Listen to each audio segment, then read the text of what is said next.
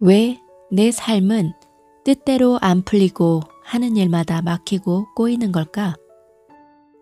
한 무리의 관광객들이 버스를 타고 여행을 하고 있었습니다. 그런데 갑자기 버스가 웅덩이에 빠지고 말았습니다. 움직이지 않는 버스를 구덩이에서 빼내기 위해 사람들은 버스에서 내려 뒤에서 앞으로 힘껏 버스를 밀었습니다. 그런데 아무리 열심히 밀어도 버스가 꼼짝도 하지 않을 뿐 아니라 오히려 뒤로 밀리는 것이 아닌가요?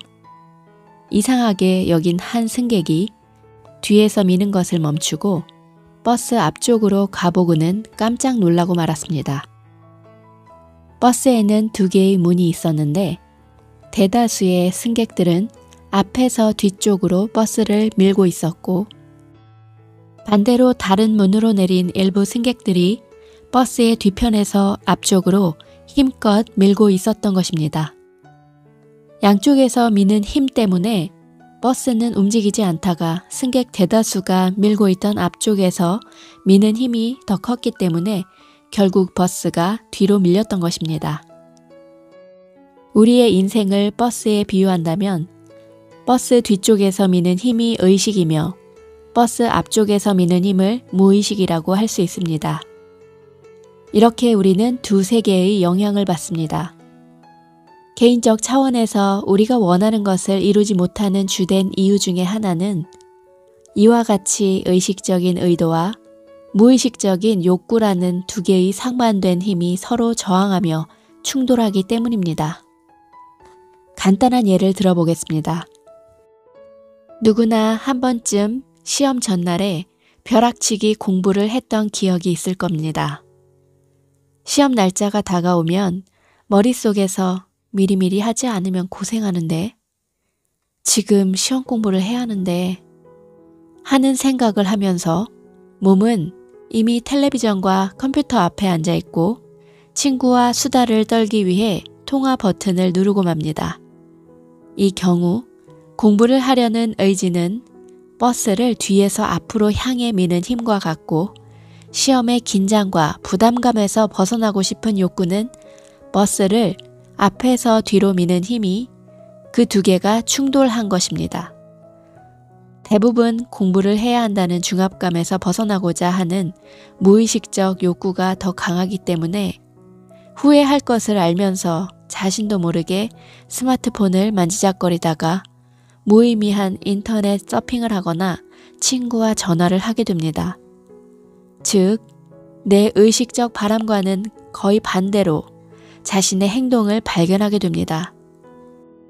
앞 뒤에서 동시에 미는 버스는 앞으로 나아갈 수 없듯이 의식적인 의도와 무의식적인 욕구가 충돌하는 동안 우리도 원하는 방향으로 갈 수 없습니다. 오히려 의도하는 방향과 반대 방향으로 뒷걸음치는 경우가 비일비재합니다. 그렇다면 버스를 원하는 방향으로 움직이게 하려면 어떻게 해야 할까요? 일단 앞에서 막고 있는 힘을 제거해야 합니다. 그러면 버스는 저절로 움직이기 시작합니다. 만약 앞에서 막고 있는 힘이 뒤에서 밀고 있는 힘과 합쳐져 함께 버스를 밀기 시작하면 버스는 훨씬 빠른 속도로 원하는 방향으로 움직이게 됩니다. 즉, 자신이 의식적인 바람과 무의식적인 믿음이 일치할 때 자신이 진정으로 원하는 바를 실현할 수 있는 가능성을 높일 수 있습니다. 이것이 행운의 법칙의 저항의 법칙입니다. 이 법칙을 알면 우리는 행운을 끌어당길 수가 있습니다. 바로 초점의 법칙입니다. 왜 내가 원하는 것은 이루어지지 않고 엉뚱하게 원하지 않는 것만 이루어질까? 나 정말 운이 없는 걸까? 이 질문에 대한 답을 얻으려면 초점의 법칙을 이해해야 합니다. 초점의 법칙이란 간단히 말해 우리가 어렸을 때 돋보기로 신문지나 종이에 빛의 초점을 맞춰 불을 붙일 수 있듯이 우리가 주의를 기울이는 생각과 감정 또한 초점을 맞추는 만큼 에너지가 커진다는 것입니다. 초점의 법칙을 잘 이해할 수 있도록 도와주는 이야기 한 편을 말씀드릴게요. 베스트셀러 작가 그렉 브레이든이 잃어버린 기도의 비밀에서 그의 인디언 친구가 기우제를 위해 기도하는 모습을 직접 목격한 경험을 소개합니다. 1990년대 초반의 어느 날 북부 뉴멕시코 지방의 사막지대에 극심한 가뭄이 드는 바람에 나의 인디언 친구 데이비드는 비를 기원하는 의식에 나를 초대했다. 나는 이른 아침에 약속한 장소에서 그를 만나 산길을 오르기 시작했다. 산속이 흐드러지게 핀 드넓은 고원지대의 길을 2시간 정도 걸었을 때 우리는 데이비드가 예전에 수없이 다녀 손바닥 보듯 잘 알고 있는 기도 장소에 도착했다. 그곳은 완벽한 기하학적 선과 화살표가 그려진 원 모양의 돌로 된 광장이었는데 아주 오래전에 그것을 만든 사람의 손길이 느껴질 정도로 잘 보존되어 있었다. 오늘 나는 고대의 길을 따라 다른 세상으로 갈 것입니다. 다른 세상에 도착하면 내가 여기에 오면 하려고 마음먹은 일을 할 생각입니다. 오늘 우리는 비에 대해 기도를 올릴 겁니다. 그는 천천히 양손을 얼굴 앞으로 기도하는 손짓을 취하고 눈을 감고 꼼짝도 하지 않았습니다. 한낮에 사막을 내리쬐는 태양의 열기에도 아랑곳하지 않고 그의 호흡은 느려졌습니다. 몇 분이 흐르고 나서 마침내 그는 크게 숨을 들이키곤 눈을 뜨고 나를 보며 말했습니다. 갑시다. 여기서 할 일은 다 했어요. 춤을 추거나 하다못해 주문이라고 웰 것으로 기대했던 난 그가 하도 빨리 기도를 시작했다가 끝내는 바람에 깜짝 놀라 물었습니다. 벌써 끝났어요? 나는 당신이 비를 내려달라고 기도할 줄 알았는데요. 데이비드는 이런 종류의 기도를 이해하는데 결정적인 단서가 될 만한 대답을 했다. 아니요. 나는 비에 대해 기도하겠다고 말했어요.